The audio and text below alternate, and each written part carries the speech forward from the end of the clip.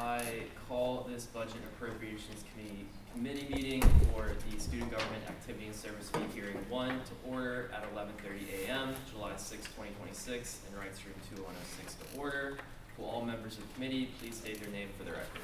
Colin Chevakar. Logan Alexander. Leland Jensen. Carlos Salas. Wayne Folk. Phoenix Comstone. Tyler Tyson. Noah Disher. Pujan Patel. Will all members of the public please state their name for the record? Kayla Aurora. Tyler Sklar. Rafael Cruzado. Jerome Scott, advisor. Melissa Candia Thompson, advisor. Justin Donnelly, advisor. John Hancock, Student Legal Services. James Tiger on behalf of student engagement. Public, okay. Matthew Bravo. Wonderful. All right, we are now in line. Quorum is established. We are now in line for 30 minutes of discussion with Student Body President Bravo. Also, please be advised this meeting may be audio or visually recorded.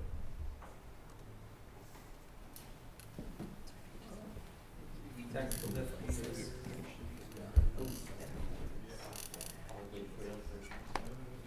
is just for Yeah. debate. So this is like not time test.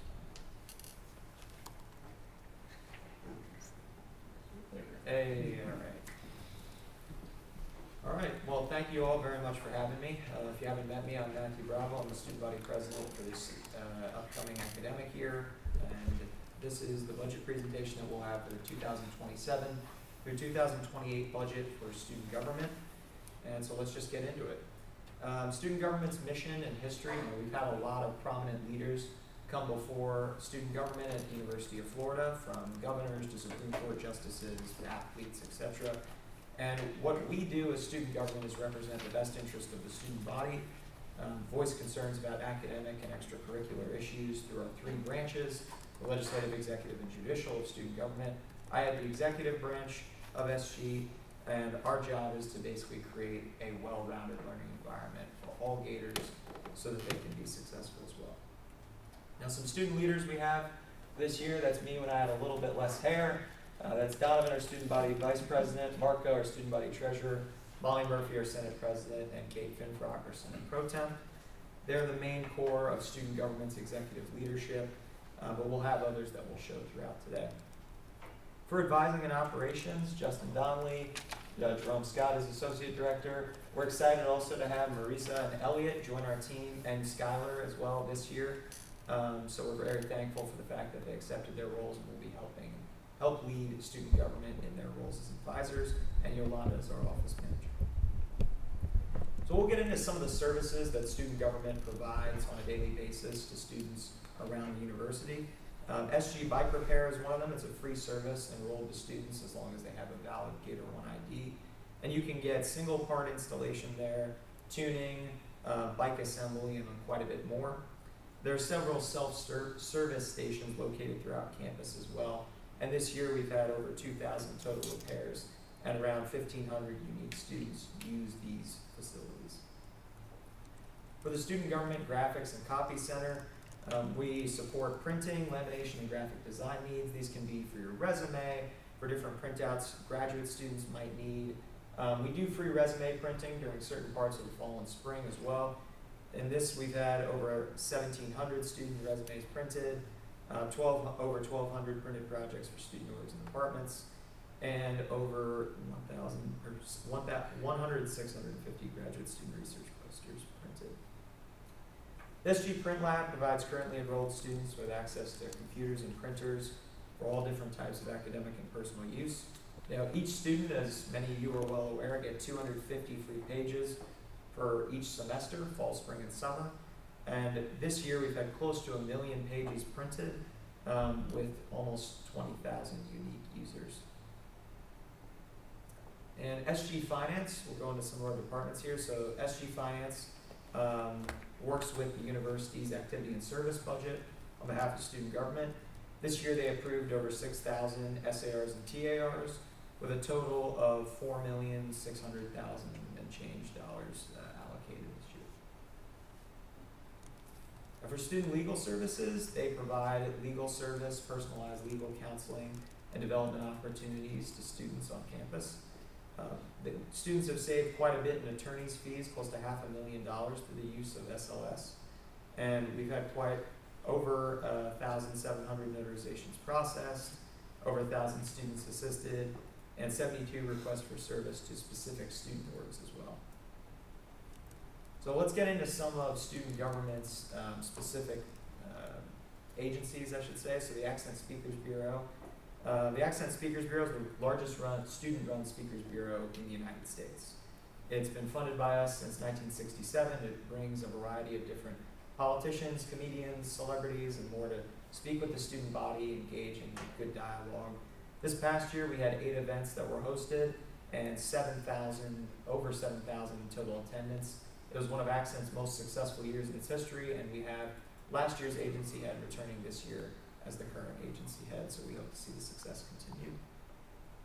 Student Government Productions, they provide a different array of performances throughout campus, whether it be smaller shows, like Live on the Lawn that happened, or much larger entertainments like the Chainsmokers that come here. This year we had 3 events hosted and over 12,000 in total attendance. The Chainsmokers was one of the biggest events in Student Government Productions' history, and we have the former comptroller coming back now as the agency head, so we hope to see a lot of the same. Now with Housing Fair, this is a cabinet initiative that they put on each year. It helps students understand what options they have to live off campus in different communities there. They host this event twice a year. There's once during the fall and once during the spring. And Housing Fair, it's the largest housing event at UF. It's hosted, like I said, by cabinet. They had 54 different vendors this year, over 1,000 total student swipes, and over 1,000 unique students who came to the event to learn about some of the off-campus housing resources. So Senior Sendoff is the cornerstone of class councils each year. It's hosted obviously towards the end of the year when we're saying goodbye to our outgoing seniors.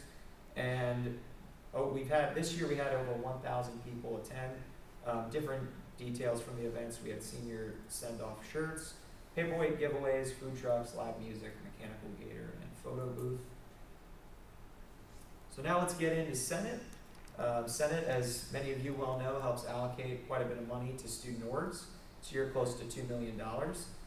They've had some notable legislation pieces in the past. Right here, we've had some that I won't go over today, but you can read for yourself. A lot of these resulted, or all of these actually that I chose to highlight here, resulted in an initiative being completed on campus, and the resolution was the culmination of that initiative being implemented. And then here's our Senate exec team with your lovely budget chairman who maybe needs some tie-tying lessons on the right-hand side.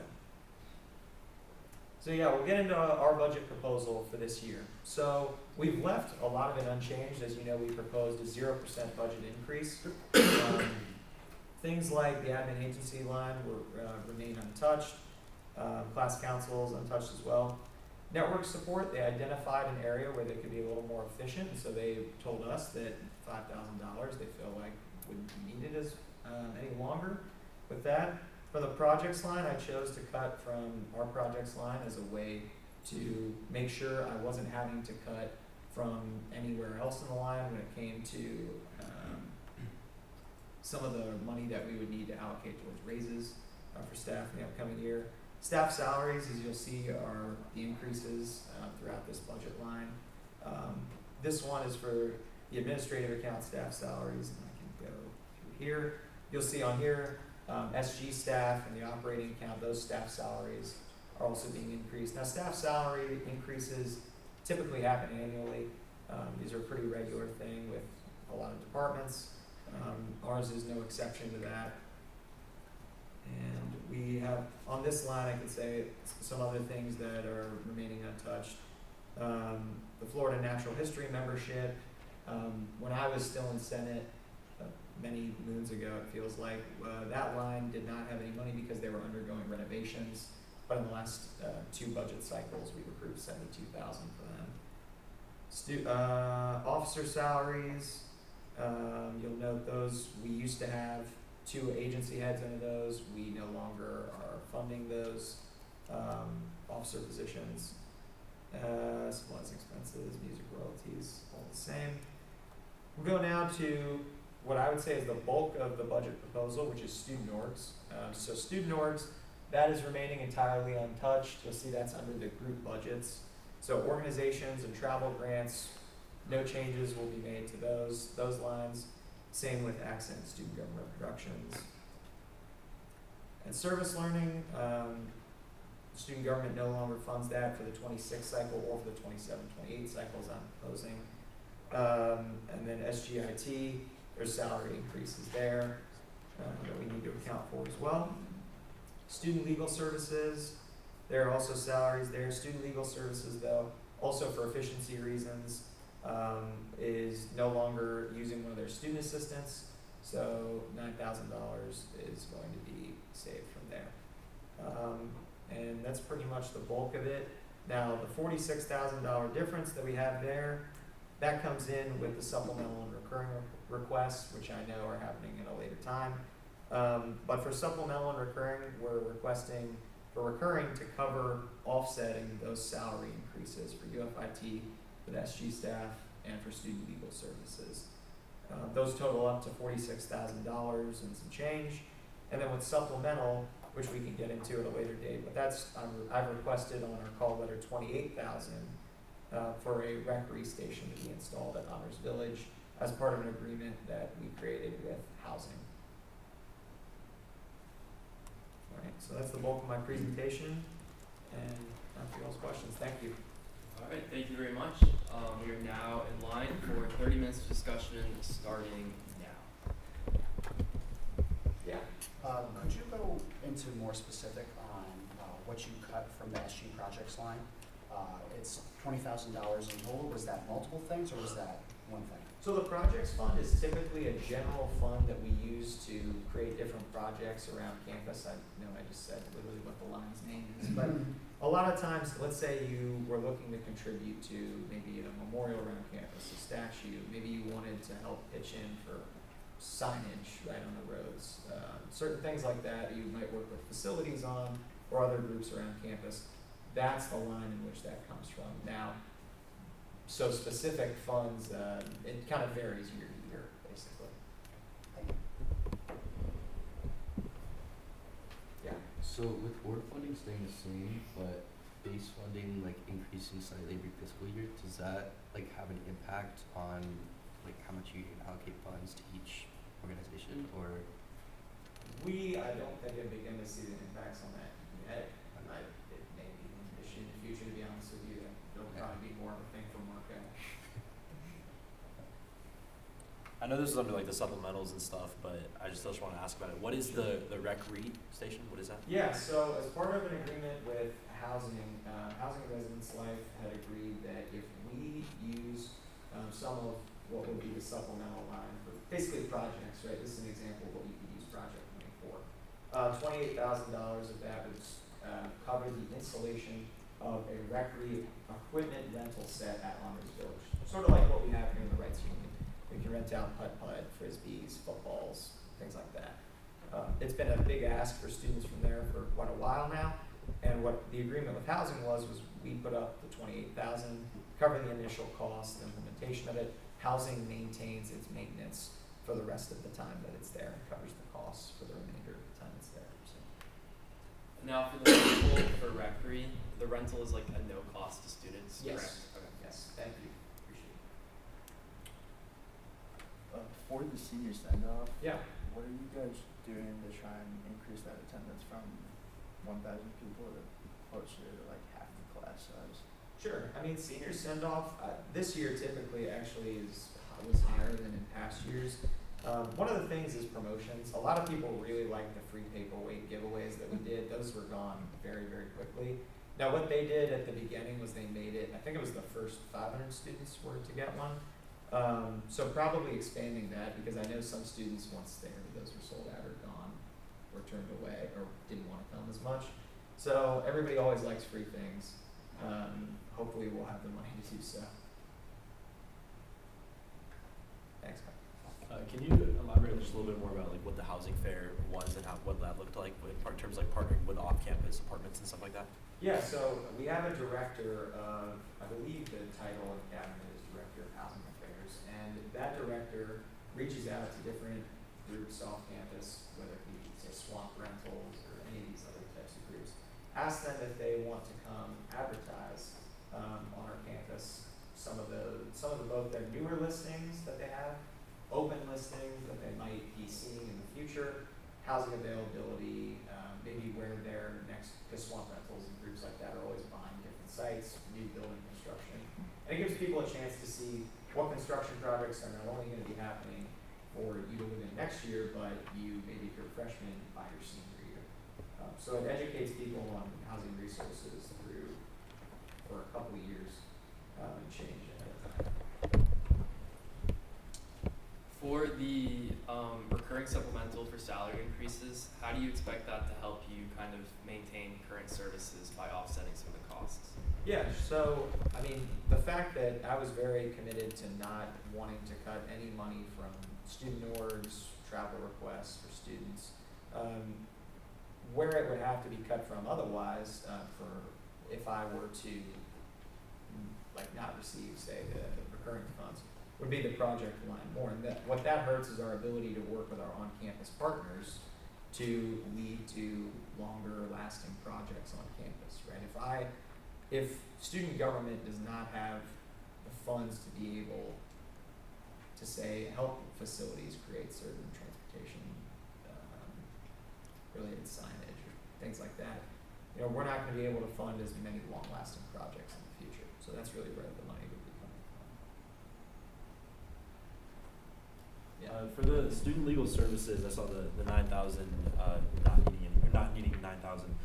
That was just because someone is not returning. Is the still capabilities going to be the same?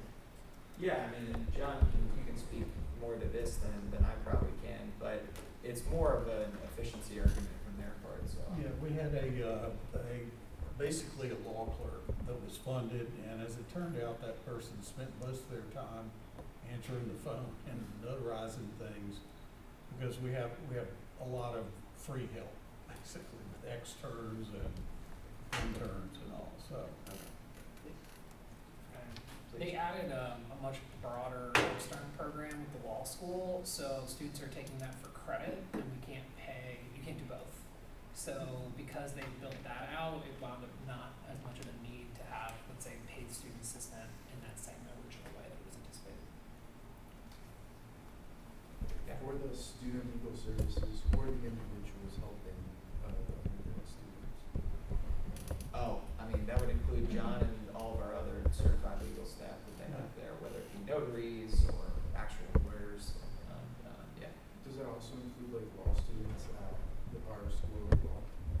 that was the program that Dr. Tiger just had referenced there as being externs. Some of them are clients too, so. We have 4 actual attorneys. Yes. And then we have a variety of students that are also assisting and are getting experience through the office. Yeah. So year after year, Florida has been growing.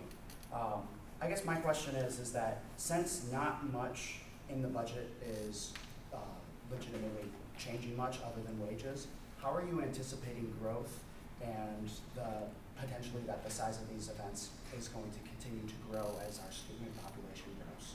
Well, honestly, I hope they continue to grow. I think that the bigger part of it is getting the message out there, right? And that's always been the hardest part with a lot of these events.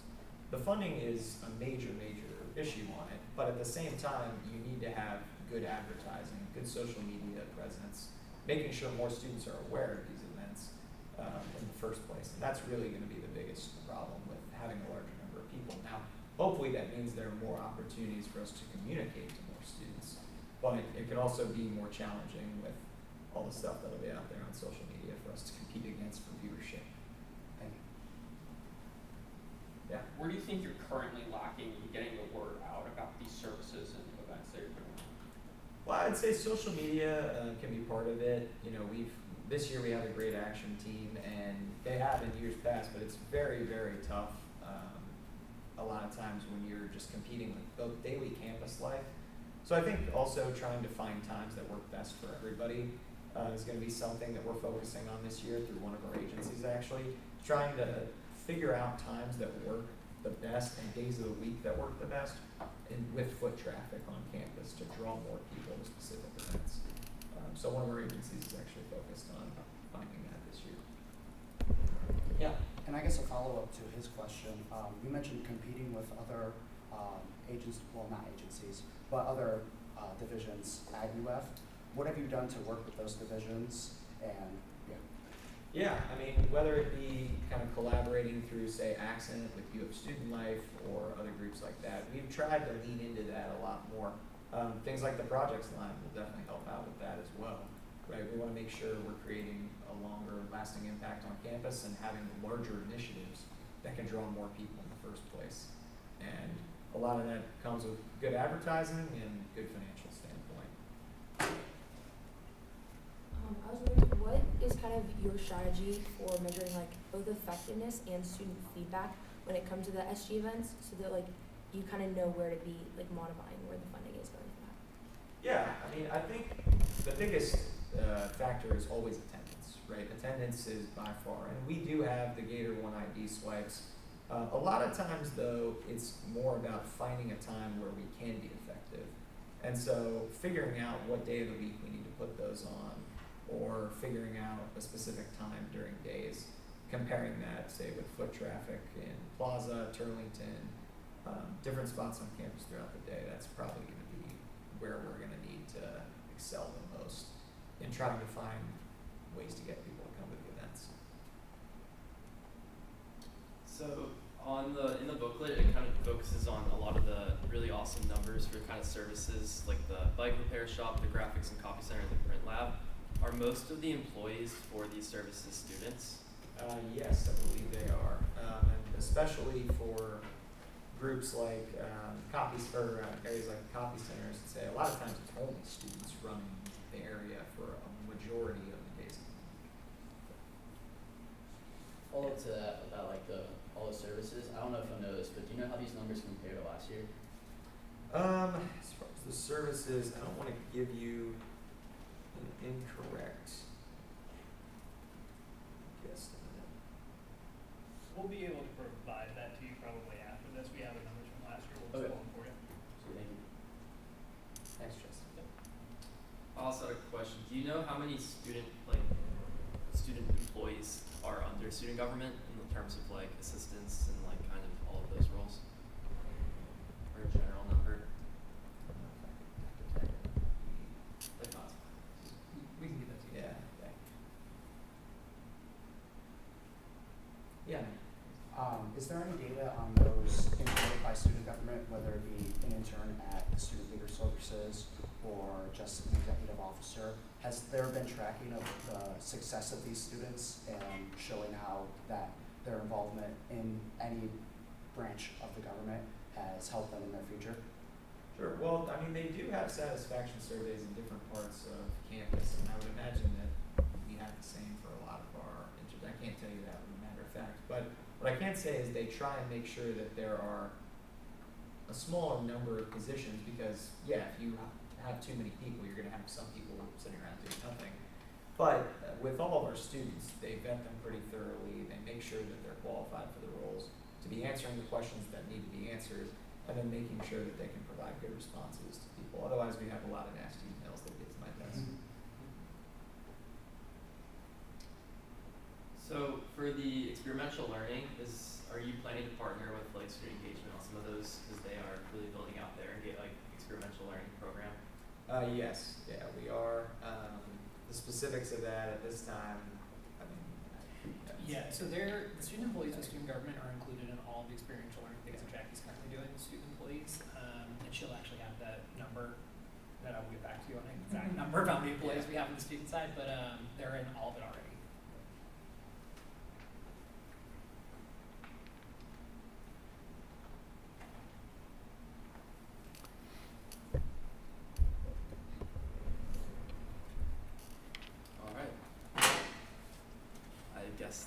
That concludes our question period. Thank you very much. We are now in line for 3 minutes of pro-con debate. Starting now. I can kick us off with pro. I mean, I just really appreciate how it's not taking away, none of the funding is taking away from students and everything. And the funding that's being requested is just for wages and salaries and stuff. So I really do appreciate that. Yeah, I think it's absolutely valuable that a lot of students get an opportunity to try so many different places in student government. No matter what you're doing or what your major is, you have a lot of areas to improve your own resume with this, and that you have actual experience in whatever field that it is, because we offer so many different types of positions that we can really make a big difference in students' life. Yeah, and it seems like you're really focused on expanding services, which I think is good for the campus. I think that's definitely something that should be prioritized a little bit going forward. Yeah, something I want to touch on is I think the two supplemental projects, the 28,000 for the rec locker, I think that's a good idea, and that's definitely a service that would really help expand the space of Honors Turf, because that is a common spot that a lot of students socialize in. And I think kind of facilitating student connection and community is a big part of student government. And then I like how the 46,000 of kind of recurring supplemental allows, offsets to not occur, and you don't have to cut programming funding and some of the beneficial work that's been able to accomplish. And yeah, I think those are just really, I like how you were insightful about that, and those were able to kind of expand on what services we're able to offer.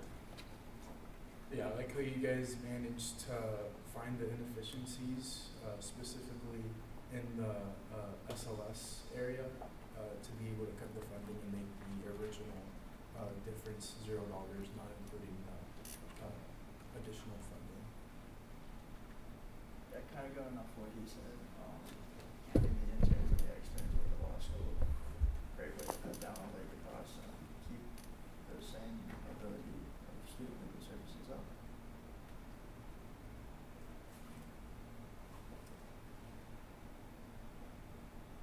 All right, hearing no more pro, we are now in line for 3 minutes of con, starting now. Yeah, I can just say, I do understand it, but I think it is unfortunate that we have to cut the project funding a little bit. It works for right now, but somewhere down the line, you can't do that forever. I also think it's important to just attendances and everything, especially for like accent. Not saying that it's like a bad number or anything, but just a lot of opportunity to grow with it, and it's a lot just like social media advertising and stuff like that, and just word of mouth. But I think that that's a big opportunity to grow in as well. I would love to see more data on the outcomes of the students involved in the Senate and any branch of student government. I think it would be really nice that if we can show that how their involvement mattered to them, and then where they ended up in the future, that would not only promote us, but also promote what areas are the best for students and provide the largest outcomes. I definitely think it's a little concerning with the cut of 20,000 for the SG project. So in terms of your plan, would just recommend that you make sure to go out and get as many partnerships as possible with other UF divisions and ensure that those are actually effective partnerships. Yeah, for these SG funded events like Student Government Productions and the Accent Speakers Bureau, you can have these great events, but if the student body doesn't know that, then you can always be maximizing more. All right, hearing no further con, we're now in line for 3 minutes of pro, starting now.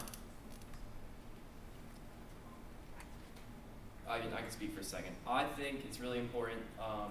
I think it's great that there's so much money that does fund student salaries. There's multiple lines on numerous different accounts here that go to student salaries directly, and I think that's important because obviously as student government, we do have a big ability to allow for employment opportunities for students seeking on campus, and that's a way that students can kind of work towards kind of building the community that student government's mission is to accomplish. So I think that's remarkable in the sense that that's able to be accomplished in this budget.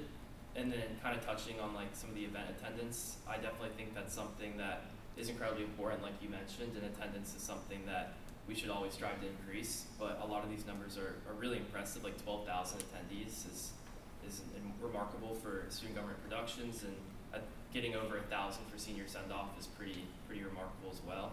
So I really love to see that like attendance is something that is focused on, because obviously we want the dollars that we're giving to really make the most of every dollar. And I think attendance is a really big aspect of that.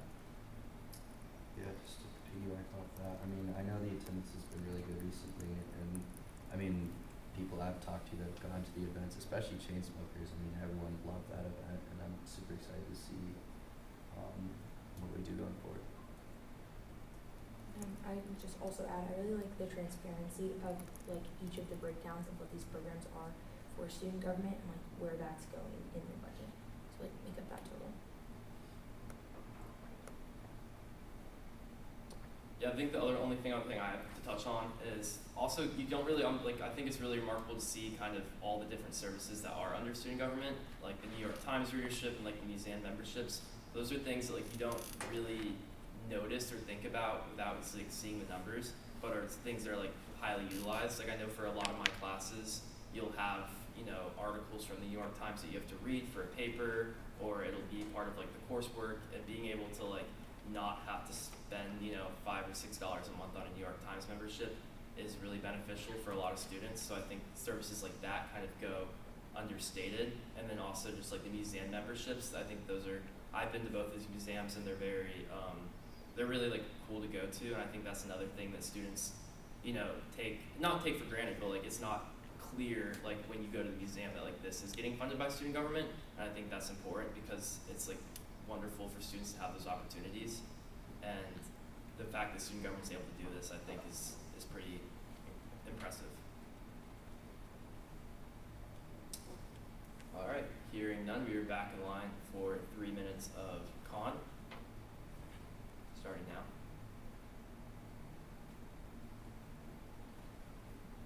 Hearing none, we are back in line for 3 minutes of pro.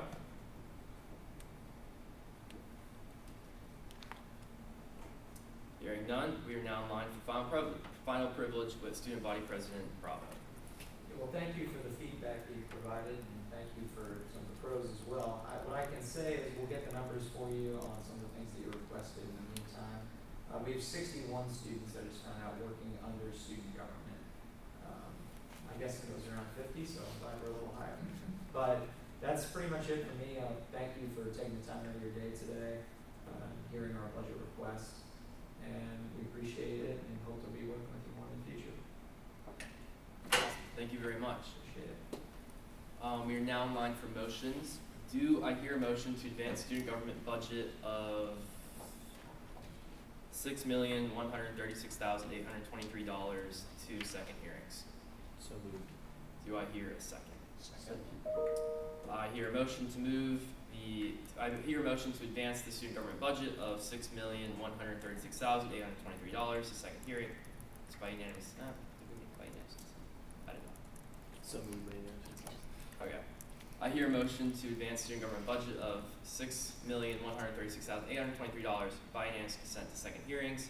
Do I hear any objections? Hearing none, that motion passes. Do I hear a motion to advance student government's one-time supplemental budget of $28,000 to second hearings by unanimous consent? So moved by unanimous consent. Do I hear a second? Second. I hear a motion to advance student government's one-time supplemental budget of $28,000 to second hearings by unanimous consent. Do I hear any objections? Hearing none, that motion passes. Do I hear a motion to advance the student government's recurring supplemental budget of $46,871 to second hearings by unanimous consent? So moved by unanimous consent. Do I hear a second? Second. I hear a motion to advance the student government's recurring supplemental budget of $46,871 to second hearings by unanimous consent. Do I hear any objections? Hearing none, that motion passes. And that concludes our business for this meeting. So I adjourn it at 12:04 p.m.